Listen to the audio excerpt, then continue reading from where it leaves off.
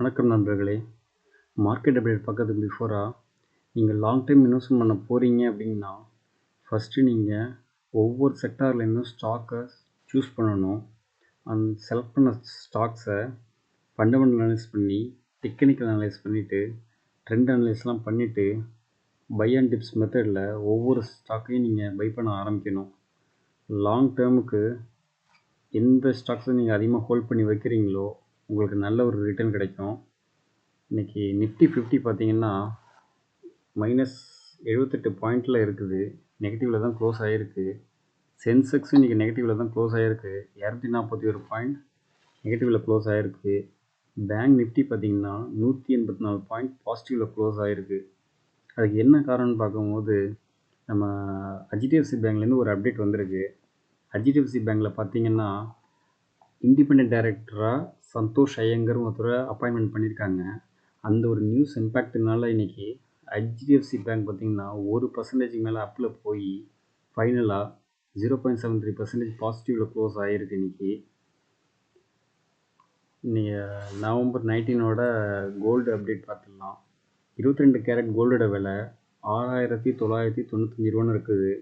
24 carrot கோல்டோட விலை 7,631 ரூபான்னு இருக்குது.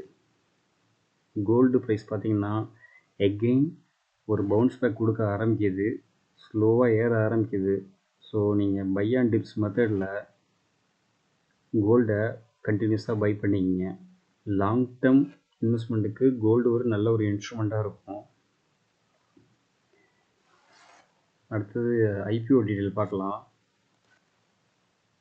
NTPC க்ரீன் எனர்ஜி நாளைக்கு IPO லான்ச் பண்ணுறாங்க. மார்க்கெட் கேப் பார்த்திங்கன்னா 10,000 கோடிக்கு இது பண்ணுறாங்க. ப்ரைஸ் பேண்ட் பார்த்திங்கன்னா 102லேருந்து 108ன்னு வச்சுருக்காங்க. பட் இதில் ஒரு என்னன்னா இன்றைக்கி கிரே மார்க்கெட் ப்ரீமியம் பார்த்திங்கன்னா இன்னமும் நெகட்டிவில் தான் இருக்குது, ஒரு பாசிட்டிவான இதில் வரல. ஸோ இந்த IPOக்கு அப்ளை பண்ணுறதா இருந்தால் கொஞ்சம் பார்த்துட்டு அப்ளை பண்ணிக்கிங்க. பட் லாங் டேர்முக்கு க்ரீன் எனர்ஜி ஒரு நல்ல யூஸ்ஃபுல் இன்ஸ்ட்ருமெண்ட்டாக இருக்கும். ஸோ இல்லை NTPC இவங்க இருக்காங்கும் போது நல்ல ஒரு க்ரோத் இருக்கும். ஸோ ஃப்யூச்சரில் இந்த ஸ்டாக்ஸ் எகெயின் டவுனில் போனால் கூட பை அண்ட் டிப்ஸ் மெத்தடில் இந்த ஸ்டாக்ஸை நீங்கள் வாங்கிக்கலாம். FIDA டேட்டா பார்க்கலாம். FII பார்த்தோம்னா இன்றைக்கி -1403 கோடிக்கு விற்றுருக்காங்க. DII பார்த்தோம்னா 2,330 கோடிக்கு பை பண்ணியிருக்காங்க.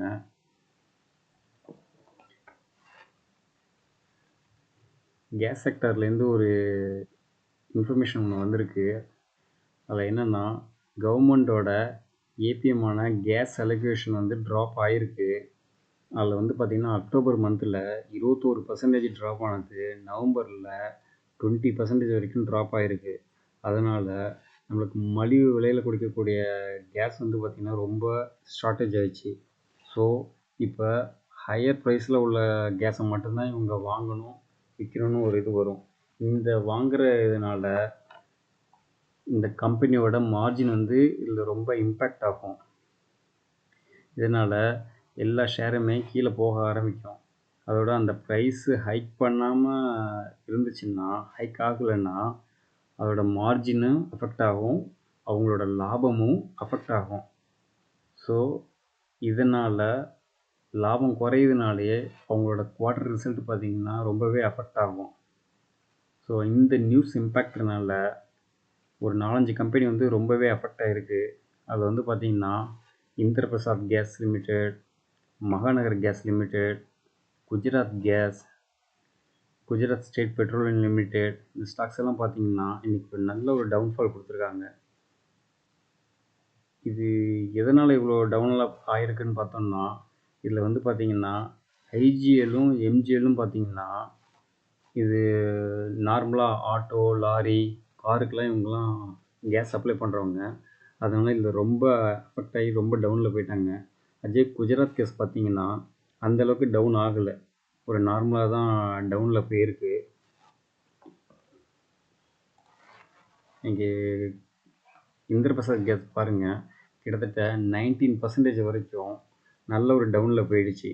ஒரு லாங் பீரிஷ் கேண்டில் போட்டிருக்கு, ரொம்பவே டவுனில் போயிருக்கு. பிஃபோராக பார்த்தீங்கன்னா 560 ரூபாயில் இருந்தது, இப்போ ரூ. 325 வந்திருக்கு.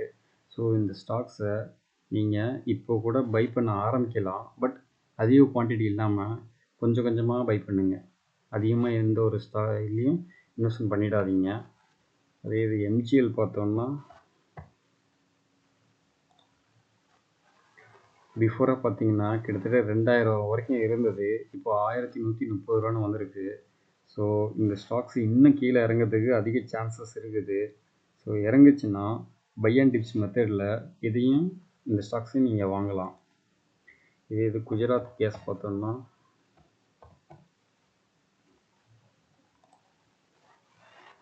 குஜராத் கேஸும் சிக்மெண்ட்டாக இறங்கிக்கிட்டே இருக்குது. பிஃபோராக பார்த்தீங்கன்னா அப் டு 680 வரைக்கும் இருந்தது. இப்போ 452 ரேஞ்சுக்கு வந்திருக்கு. இது இன்னுமே இறங்கிறதுக்கு அதிக சான்சஸ் இருக்குது.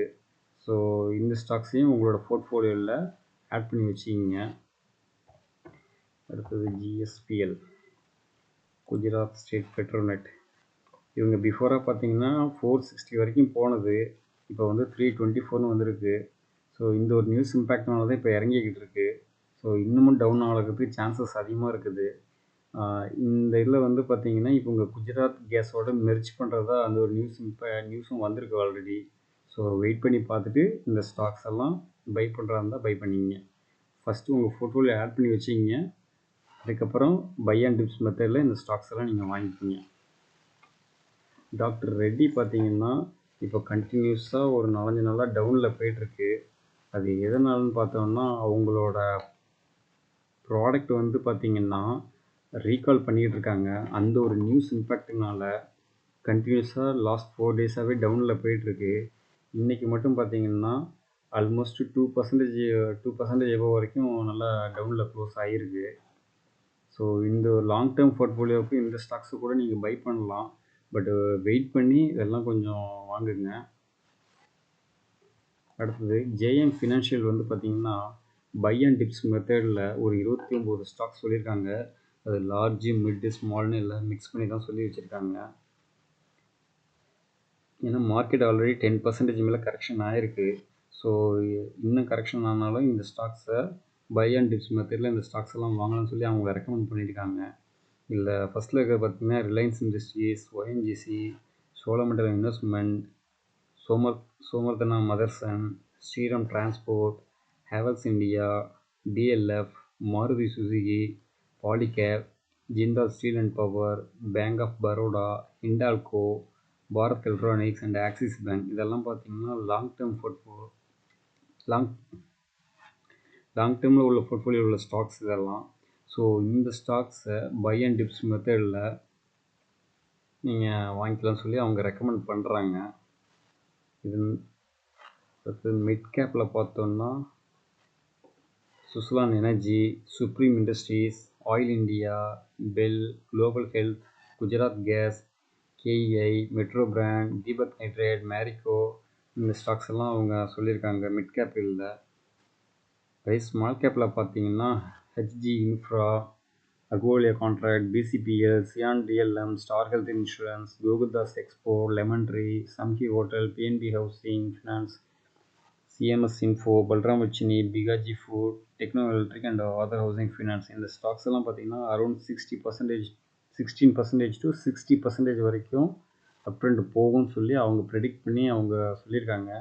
ஸோ எந்த ஒரு ஸ்டாக்ஸை வாங்குறா இருந்தாலும் ஃபர்தராக அனலைஸ் பண்ணிவிட்டு ட்ரெண்டை பார்த்துட்டு ஃபண்டமெண்டல்லாம் செக் பண்ணிட்டு அதுக்கப்புறம் பை பண்ணிக்கிங்க.